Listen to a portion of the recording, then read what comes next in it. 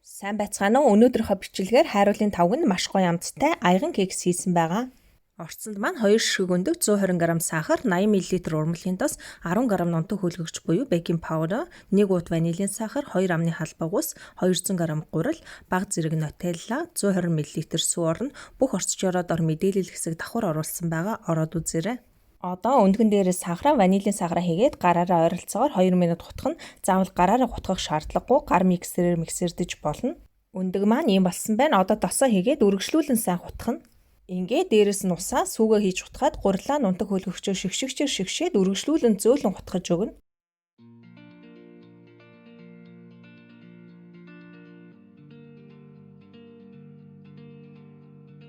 Ингээд зурмаг маань бэлэн боллоо. Одоо аягнуудаа цэцгийн досоор ингэж тослоод зурмагаа хийгээд хайруулын тавган дээрээ болгох байгаа. Ингэхдээ зурмагаа аягныхаа яг талаар нь хийгээд дээрээс нь ойролцоогоор 1 амны халбаг нутелла хийгээд үлдэгдэл зурмагаа дээр нь давхар хийгээд таглаад өгнө. Яг ингэж хийхэд ойролцоогоор 150 г нутелла ордог байгаа. Ийм болсон зурмагаа одоо хайруулын тавгандаа чигд өрөөд буцалсан халуус дотор нь хийж таглаад плэйтгийнхаа дундаж хэмдээр 20 минут болгоно. Би нэгээс үсвэртэл халдаг плэйтгний тав дээр нь болгосон байгаа.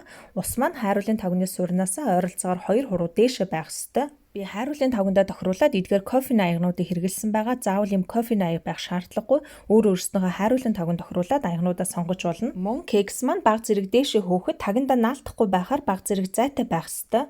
20 минутын дараа ийм болсон байна. Хуруугаараа дараад үзэхээр хөвсгөр зөөлөн болсон мэдэгдэнэ. Одоо гаргаад хөргөө тавьчихна. Хөрснийхэн дараа нунтаг какаогоор чимэглээд өгье. Ингээд маш гоё амттай, маш амархан хийж болох хайруулын тавганд хийсэн аяган кекс маань бэлэн боллоо. Заавал хийж үзээрэй. Мөн асуулт ивэл доор комент хэсэгт үлдээгээрэй. Амжилт хүсье. Дараагийн бичлэг хүртэл тур баяртай.